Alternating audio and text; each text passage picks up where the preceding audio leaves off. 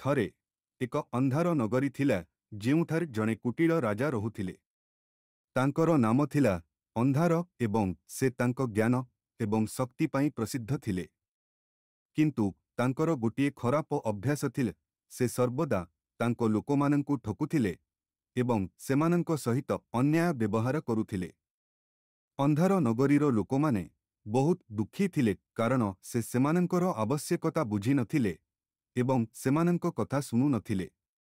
ଲୋକମାନେ ତାଙ୍କ ବିରୁଦ୍ଧରେ କଥା କହିବାକୁ ଭୟ କରୁଥିଲେ କାରଣ ସେ ବହୁତ ନିଷ୍ଠୁର ଥିଲେ ଏବଂ ତାଙ୍କ ବିରୋଧୀମାନଙ୍କୁ ଦଣ୍ଡ ଦେଉଥିଲେ। ଗୋଟିଏ ଦିନ ଜଣେ ବୁଦ୍ଧିମାନ ବୃଦ୍ଧା ମହିଳା ଅନ୍ଧାର ପାଖକୁ ଆସି କହିଲେ, ହେ ମହାରାଜ, ଆପଣଙ୍କ ଦୁଷ୍ଟତା ଏବଂ ଅନ୍ୟାୟ ଯୋଗୁଁ ଆପଣଙ୍କ ଲୋକମାନେ ଦୁଃଖୀ। ଯଦି ଆପଣ ଆପଣଙ୍କର ପଥ ପରିବର୍ତ୍ତନ ନ କରନ୍ତି ତେବେ ଆପଣଙ୍କ ରାଜ୍ୟ ନଷ୍ଟ ହୋଇଯିବ। ଅନ୍ଧାର ବୃଦ୍ଧା ମହିଳାଙ୍କ କଥା ଶୁଣି ନଥିଲା ଏବଂ ତାଙ୍କୁ କାରାଗାରରେ ପକାଇ ଦେଇଥିଲା।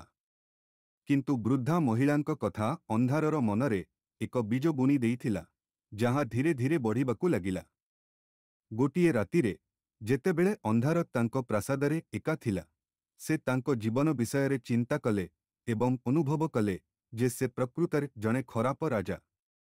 ସେ ନିଷ୍ପତ୍ତି ନେଲେ ଯେ ସେ ତାଙ୍କ ପଥ ପରିବର୍ତ୍ତନ କରିବାକୁ ଚେଷ୍ଟା କରିବେ ଏବଂ ତାଙ୍କ ଲୋକଙ୍କ ପାଇଁ ଜଣେ ଭଲ ରାଜା ହେବାକୁ ଚେଷ୍ଟା କରିବେ। ପରଦିନ ସକାଳେ ଅନ୍ଧାକର ତାଙ୍କ ଲୋକମାନଙ୍କୁ ଡାକି କ୍ଷମା ମାଗିଲେ। ସେ ତାଙ୍କ ପଥ ପରିବର୍ତ୍ତନ କରିବାକୁ ଏବଂ ତାଙ୍କ ଲୋକଙ୍କ ଆବଶ୍ୟକତା ବୁଝିବାକୁ ଚେଷ୍ଟା କରିବାକୁ ପ୍ରତିଶ୍ରୁତି ଦେଲେ। ଧୀରେ ଧୀରେ ଅନ୍ଧାକରଙ୍କ ସହରରେ ପରିବର୍ତ୍ତନ ଆସିବା ଆରମ୍ଭ ହେଲା। ଲୋକମାନେ ଖୁସି ଏବଂ ସନ୍ତୁଷ୍ଟ ହେବାକୁ ଲାଗିଲେ ଏବଂ ଅନ୍ଧାକର ଜଣେ ଭଲ ରାଜା ହେଲେ। ସେ ଶିଖିଲେ ଯେ ଜଣେ ଭଲ ରାଜା ହେବା ପାଇଁ ତାଙ୍କୁ ତାଙ୍କ ଲୋକଙ୍କ ଆବଶ୍ୟକତା ବୁଝିବାକୁ ପଡ଼ିବ ଏବଂ ସେମାନଙ୍କ କଥା ଶୁଣିବାକୁ ପଡ଼ିବ। ଏହି ସମୟ ମଧ୍ୟରେ ଅନ୍ଧାକର ଜ୍ୟୋତି ନାମକ ଏକ ସୁନ୍ଦରୀ ଝିଅକୁ ଦେଖିଲେ। ସେ ଏକ ଗରିବ ପରିବାରର ଥିଲେ କିନ୍ତୁ ତାଙ୍କର ସୌନ୍ଦର୍ଯ୍ୟ ଏବଂ ବୁଦ୍ଧି ଅନ୍ଧାକରଙ୍କୁ ଆକର୍ଷିତ କରିଥିଲା। ଅନ୍ଧାକର ଜ୍ୟୋତିଙ୍କ ସହିତ କଥା ହେବାକୁ ଚେଷ୍ଟା କରିଥିଲେ କିନ୍ତୁ ସେ ପୂର୍ବରୁ ଅନ୍ୟ କାହାକୁ ପ୍ରେମ କରୁଥିଲେ। ଅନ୍ଧାକର ଜ୍ୟୋତିଙ୍କୁ ତାଙ୍କ ହୃଦୟର ଭାବନା କହିଲେ କିନ୍ତୁ ଜ୍ୟୋତି ତାଙ୍କୁ ପ୍ରତ୍ୟାଖ୍ୟାନ କଲେ। ଅନ୍ଧାକର ବୁଝିପାରିଲେ ଯେ ସେ ଜ୍ୟୋତିଙ୍କ ପ୍ରେମ ବିନା ବଞ୍ଚିପାରିବେ ନାହିଁ। ସେ ଜ୍ୟୋତିଙ୍କୁ ପାଇବା ପାଇଁ ଯଥାସମ୍ଭବ ଚେଷ୍ଟା କଲେ କିନ୍ତୁ ଜ୍ୟୋତି ତାଙ୍କ କଥା ଶୁଣିଲେ ନାହିଁ। ଗୋଟିଏ ଦିନ ଅନ୍ଧାକର ଜ୍ୟୋତିଙ୍କୁ ଏକ ଚିଠି ଲେଖିଲେ ଯେଉଁଥିରେ ସେ ତାଙ୍କ ପ୍ରେମ ପ୍ରକାଶ କଲେ। ଜ୍ୟୋତି ଚିଠିଟି ପଢ଼ି ବୁଝିଲେ ଯେ ଅନ୍ଧାକର ତାଙ୍କୁ ପ୍ରକୃତରେ ଭଲ ପାଆନ୍ତି। ସେ ଅନ୍ଧାକରଙ୍କୁ ଭେଟି ତାଙ୍କର ଭାବନା କହିବାକୁ ନିଷ୍ପତ୍ତି ନେଲେ। ଅନ୍ଧକାର ଏବଂ ଜ୍ୟୋତି ପରସ୍ପରକୁ ଭଲ ପାଇବା ଆରମ୍ଭ କଲେ ଏବଂ ଶୀଘ୍ର ସେମାନେ ବିବାହ କଲେ। ଅନ୍ଧକାର ଜ୍ୟୋତି ସହିତ ତାଙ୍କ ଜୀବନକୁ ନୂତନ ଅର୍ଥ ଦେଇଥିଲା ଏବଂ ସେ ଜଣେ ଭଲ ରାଜା ହୋଇଗଲେ।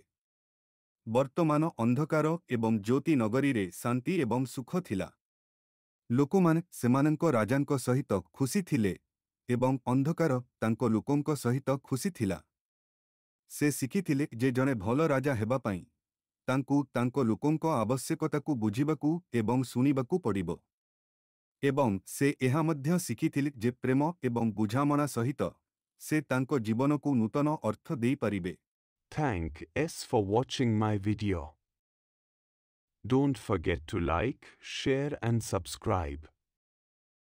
Please friends subscribe, share and like.